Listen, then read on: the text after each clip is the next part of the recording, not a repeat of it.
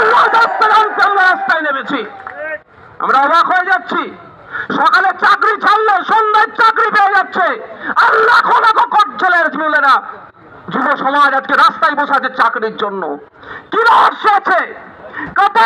মুখ্যমন্ত্রী স্নেহ ধন্য হতে পারে, সে সকালে চাকরি ছাড়ছে আর সন্ধ্যায় তাকে চাকরি দিচ্ছে। আর আমাদের মতো লাখো লাখো বেকার যুবকদের চাকরির জন্য হন্য হয়ে ঘুরছে। কারণটা কি? নিশ্চিত কিছু কারণ আছে।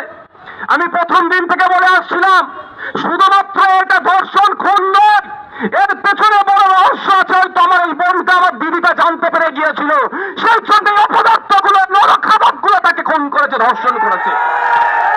আমরা পিছিয়ে থাকবো না, চুপ করে থাকবো না। আজকে ব্যারিকেড দিয়েছে, আজকে আমরা ব্যারিকেড ভাঙতে আসিনি, কিন্তু যেদিন ব্যারিকেড ভাঙতে আসবো সেই দিন মুখ্যমন্ত্রীকে বুঝিয়ে দেবো ব্যারিকেড কেমন ভাবে ভাঙতে হয়। আজকে আমরা ব্যারিকেড ভাঙতে আসিনি।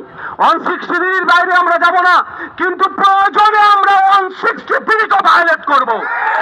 মানুষের জন্য আইন তৈরি হচ্ছে, মানুষের জন্য আইন তৈরি হচ্ছে, প্রয়োজনে 163 কিনতে বাধ্য করাবো আমরা। আজকে পরিবারের, আমি নির্যাতিতার মায়ের একটা ভিডিও শুনছিলাম, সত্যি বলছি, কতটা বেদনাদায়ক বক্তব্য শুনছিলাম। আমি বলছিল, যখন আমার মেয়েটাকে তারা হত্যা করছিল, হয়তো মা করে ডেকেছে, আমি তখন কাঁদছিলাম। এটা শোনার পরেও একজন মহিলা মুখ্যমন্ত্রী কিভাবে এখনো চুপ করে বসে থাকছে, সেটা আমি ভেবে পাচ্ছি না। আমি সত্যি বলছি, আমি শুধু ওই ভিডিওটা ফিল করছিলাম।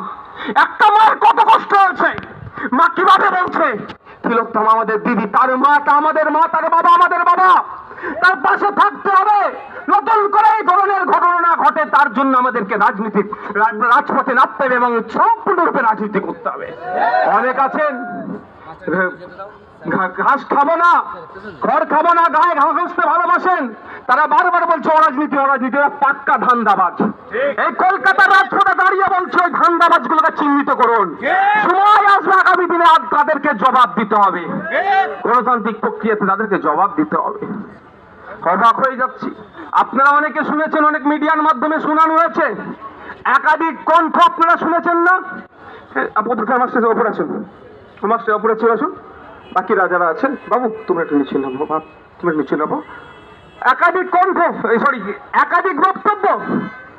প্রথমে বললেন কি, পরিবারের ফোন যিনি ধরেছিলেন তাকে কি বললেন, যে আপনার মেয়ের গুরুতর অসুস্থ, তাড়াতাড়ি আসুন। দ্বিতীয়বার ওই রকম ভাবে বললো, আর তৃতীয়বার কি বলছে, মারা গেছে না সুসাইড করেছে, তাড়াতাড়ি আসুন। মানেটা কি, হচ্ছে তো কি আমরা বুঝতে পারছি না। আমি এই জায়গায় দাঁড়িয়ে বলছি, লালবাজার তখন ঘন ঘন নোটিশ পাঠাচ্ছে, পারলে নওশাদ সিদ্দিকীর নামে একটা নোটিশ আপনারা সার্ভ করুন, প্রস্তুত আছি। এখানে দাঁড়িয়ে বলছি, সিসিটিভি মনিটরিং করার দায়িত্ব ওই দিনকে যার ছিল, তাকে যদি জিজ্ঞাসাবাদ করা হয়, তাবর নেতাদের আশপাশের লোকের নাম বেরিয়ে পড়বে, সেটা খুব কাছের লোক। আমি দায়িত্ব নিয়ে বলছি, ওই দিনকে সিসিটিভির অনেক ম্যানিপুলেট করা হয়েছে। ওই সঞ্জয় না শেষে ধনঞ্জয় হয়ে যায়। আমরা ভুলে যাই না ধনঞ্জয়ের ব্যাপারটা, অনেক কন্ট্রোভার্সি আছে, আমরা ভুলে যাচ্ছি না। গতকালকেই দেখছিলাম বেডশিট নাকি রং চেঞ্জ হয়ে গিয়েছে। বন্ধুগণ, অনেকে জানেন বা অনেকে জানেন না, আপনাদের জানিয়ে রাখি, প্লেস অফ অকারেন্সকে যেখানে ওই সেটা সংগঠিত হয়েছে, সেটা ঘিরে রাখার যে দায়িত্ব, আপনারা ভিডিও দেখেছেন তো, যেন মাছের বাজার। অন্যান্য ডিপার্টমেন্টের ডক্টর ওখানে কি করছিল, কার নির্দেশে এসেছিল, কি করতে এসেছিল, ডক্টরের কথা ছেড়ে দিন, আইনজীবী ওখানে কি করছিল, কোর্ট নাকি যে আইনজীবী অ্যাভেলেবেল থাকবে ওখানে, ওই সময় আইনজীবী ওখানে পৌঁছালো কিভাবে, এর কোনো জবাব নাই। জবাব দেবেটাকে, যে জবাব যার কাছ থেকে চাইছি সেই রাস্তায় নেমে বলছে জবাব চাই, জবাব দাও। যখন আপনি রাস্তায় নেমেছেন, ওই পদের আপনার যোগ্য নয়, ছেড়ে দেন, অন্যদেরকে দায়িত্ব দিয়ে দেখুন কি করতে পারে, দায়িত্ব দিয়ে দেখুন। পারবেন না, আবার ধরে রেখেছেন, অন্যদেরকে দায়িত্ব দিন, দেখবেন কি করতে পারে। আপনি আপনার সাম্রাজ্য যদি বাঁচাতে চান, সত্যি তো সাম্রাজ্য হয়ে গেছে এখন, এখন উনি রাজার আমাদেরকে জনগণকে প্রজার মতো আচরণ করছে, তবে বেশি দিন টিকবে না। রাজাদের কাপড় কই বলার লোকের অভাব ছিল, এখন বাড়িতে বাড়িতে জন্মগ্রহণ করে গিয়েছে রাজার কাপড়ের বিচার চাইছে, কাপড় কই বলছে, এখন বাড়িতে বাড়িতে হয়ে গিয়েছে। একটা সময় বলার সাহস ছিল না, সেই জন্য অনেক ত্রুটি টিপে ধরা হয়েছে। চাদর যেটা ছিল সেটা সরিয়ে দিয়েছে। আপনারা ভালো করে জানেন, অনেকে জানেন না, জানিয়ে দিচ্ছি, এগুলো ওই তদন্তের জন্য এগুলো গুরুত্বপূর্ণ।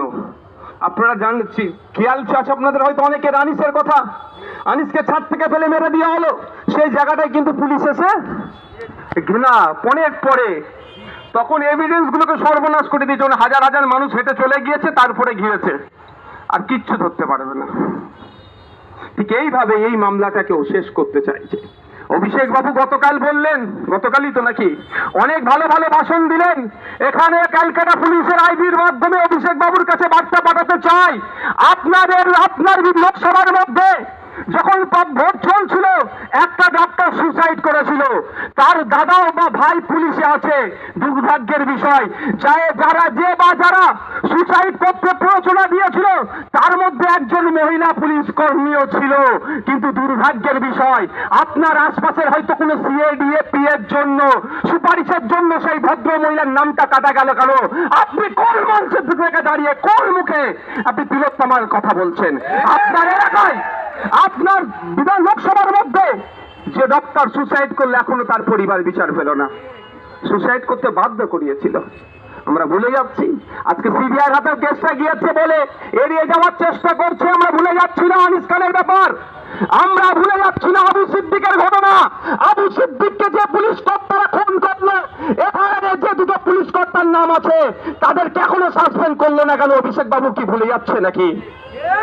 অভিষেক বাবুকে জানিয়ে দিতে চাই, আপনি যদি মনে করেন পুলিশ দিয়ে রাজ্য চালাবো, আপনি যদি মনে করেন সেনাপতি আর আমাদেরকে যদি বলেন কথা মনে করেন, বেশি সময় নাই, সময় ঘনিয়ে এসেছে, জবাব আপনাকে দেবো আমরা। এখন আমরা রাস্তায় নেমেছি, কার গদি কাটতে হবে বা কার গদি দিতে হবে সেই জন্য নয়। বাংলার অপমার জনগণ অলিতে গলিতে রাস্তাঘাটে একটাই আওয়াজ শুনছে, জাস্টিস ফর আরজি কর। আমরা সেই লক্ষ্যে নেমেছি। আর যদি বেশি ফোঁস করেন, কার্বনিক অ্যাসিড দিয়ে কোথা থেকে নাবাত হয় সেটাও ভালো করে বুঝে বাংলার জনগণ। আমি যখন আসছিলাম, এমন একটা ছোট্ট বোন স্কুল থেকে সম্ভবত বাড়ি ফিরছিল, আমাকে বললো, सिर्फ एक ही हम लोगों का डिमांड है, জাস্টিস চাইয়ে।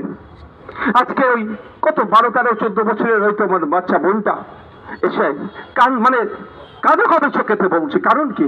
সে আজকে ইনসিকিউর হয়তো ফিল করছে। আমাদের লড়াই হবে, আমাদেরকে লড়তে হবে। আমাদের প্রত্যেকের বাড়ির মহিলা সদস্য আছে, কারো মা আছে, কারো বোন আছে, কারো স্ত্রী আছে, কারো মেয়ে আছে। প্রত্যেককে বলছি সজাগ হন, যেটা জায়গা থেকে এই আওয়াজ শুনুন, যেটা মতো করে আওয়াজ শুনুন, যতটা ক্ষমতা আছে সেটা দিয়ে আওয়াজ শুনুন।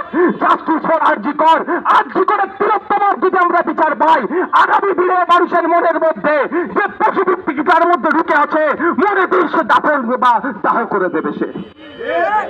দুর্ভাগ্যের বিষয়, এই ঘটনা তো বেড়ে যাচ্ছে কেন?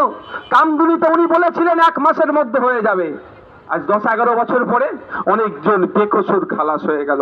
যদি বেকসুর খালাস হয়ে থাকে, যদি দোষ না করে বেকসুর খালাস হয়ে যায়, তাহলে তার প্রায় 11-12 বছর কেন রাজ্য প্রশাসন নষ্ট করলে জবাব আমাদেরকে চাইতে হবে। আর দোষী হওয়ার পরেও যদি ছাড় পেয়ে যায়, তাহলে ভেতরে কি সেটিং ছিল সেটা আমাদেরকে জানতে হবে। সেটিংটা কি থাকতে পারে? আপনাদের বলবো, যত দিন যাবে অনেক গভীরে যাবে, যত দিন যাবে কেসটা অনেক গভীরে যাবে। আমি আপনাদের বলবো, গভীরে যাওয়ার জন্য আপনারা ঘুমিয়ে পড়বেন না।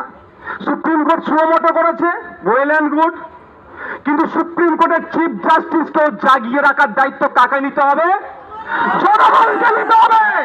না হলে আপনাদের বলছে ওই কেসও ঠান্ডা করে চলে যাবে, ওই কেসও ঠান্ডা করে চলে যাবে। সুপ্রিম কোর্টের চিফ জাস্টিসকে জাগিয়ে আমরা রাখবো, কোনোভাবেই ঠান্ডা করে আমরা যেতে দেবো না।